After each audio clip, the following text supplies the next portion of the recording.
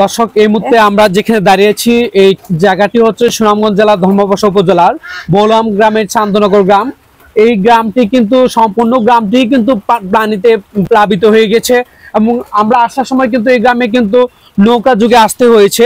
কিন্তু আপনার ক্রমশ বৃদ্ধি পাচ্ছে। এই যে পাশে যে টিউবওয়েল রয়েছে সেই টিউবওয়েলটাও কিন্তু অনেকটা কিন্তু পানিবন্দী অবস্থায় রয়েছে এবং দেখবেন যে তাদের যে গবাদি পশুর যে খাদ্য যে গুখাদ্য যে খড়গুলো যে দেখতে পাচ্ছেন সেই খড়গুলোও কিন্তু আপনার কিন্তু মানে পানির নিচে তুলে যাচ্ছে।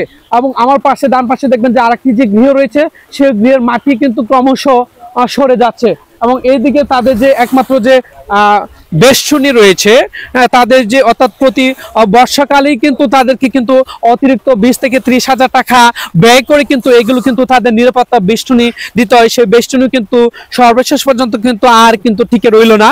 আস্তে আস্তে কিন্তু তাদের গবাদি পশুর যে খাবার সেই খাবারগুলোর দিকেও কিন্তু তারা কিন্তু মানে আস্তে আস্তে পানি চলে আসছে এবং এখানে কিন্তু কিছু হাঁস এবং মুরগি কিন্তু আশ্রয় নিয়েছে।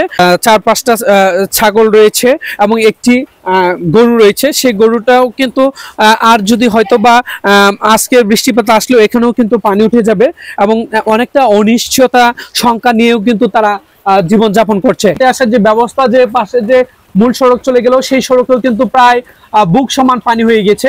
আমরা কিন্তু নৌকা যুগে আসছি। এখানকার যে আমরা গড়ের যে পরিস্থিতি দেখলাম চতুর্পাশে শুধু পানি আর পানি, অনেকটা তারা পানিবন্দী অবস্থায় প্রায় 1 সপ্তাহ যাবত এখানে দিন যাপন করছে। জোহরাপা এই যে আপনার যে বৈরী আবহাওয়া আপনারা কতদিন যাবত এরকম পানিবন্দী অবস্থায় আছেন? ঈদের আগে থেকে আমরা পানির মধ্যে অবস্থায় এই মতে আছি। জি জি। এখন তো আমি যে কোনো কিছু করতে পারি না। এখন আমার একটা ছেলে মতো কোমরের মধ্যে সমস্যা আছে। এই যে আপনার যে গবাদি পশু এবং যে হাঁস মুরগি রয়েছে সেগুলোকে কিভাবে রক্ষণাবেক্ষণ করছেন? কত কষ্টে রক্ষণাবেক্ষণ করতেছি কিন্তু নাই। ওই যে পাশে যে টিউবওয়েলটা রয়েছে পানি পান করার জন্য যে টিউবওয়েল, হ্যাঁ সেই টিউবওয়েলটাও পানির নিচে চলে গেছে। এখন আপনার পানি কিভাবে? পানি তো আমরা কষ্ট করে খাওয়া চলছে পানি। আচ্ছা আচ্ছা, রাতে কি আপনাদের কি ভয় লাগে যে সাপটা পাশে কিনা? বা ভয় লাগে তো, ভয় লাগে না? ভয় লাগে। আচ্ছা, আপনাদের যদি প্রয়োজনীয় কোনো কিছু নিত্য প্রয়োজনীয় কোনো কিছু কিনতে হয় তাহলে বাজারে কিভাবে যাতায়াত করেন আপনারা? এত নৌকা ছাড়া কোনো যাতায়াত কোনো ক্ষমতা নাই। নৌকা ছাড়া কোনো যাতায়াতের কোনো ক্ষমতা নাই না, খুব কষ্টে সংসার চলছে। খুব কষ্ট করেই কিন্তু দিনাতিপাত করছে। এই পানি যদি না থাকতো হয়তো বা কিছু কর্মসংস্থানের ব্যবস্থা থাকতো। এখন কিন্তু তাদের কিন্তু সেই কর্মসংস্থানের কিন্তু নাই। নিম্ন আয়ের মানুষ যারা দিন আনে দিন খায় তাদের কিন্তু অনেকটা পানিবন্দী অবস্থায় মানে কি বলবো অনেকটা তারা জীবনের সাথে যুদ্ধ করেই কিন্তু টিকে রয়েছে।